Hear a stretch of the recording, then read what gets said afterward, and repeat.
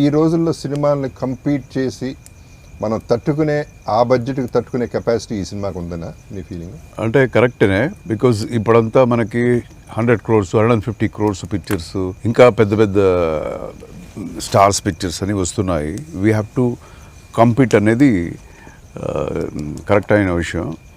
But మినిమంలో maximum ఇవ్వాలి అనేది నాకు ఒక పెద్ద ఛాలెంజ్. ఇది more than everything it is the content.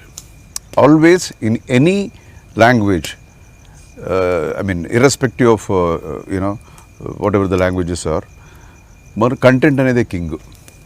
I believe in that content in this especially in this picture. So that gave me a lot of confidence.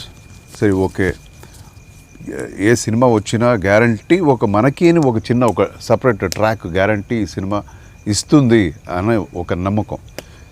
ఆ నమ్మకంతోనే చేశాను.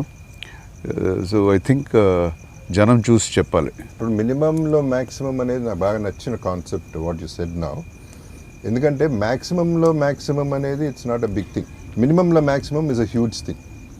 1కి 10 సార్లు రిటర్న్ రావటం అనేది, సక్సెస్ అవటం అనేది, డబ్బులు అట్లా ఉంచితే సక్సెస్ చేయటం అనేది ఇట్స్ అ ఛాలెంజ్.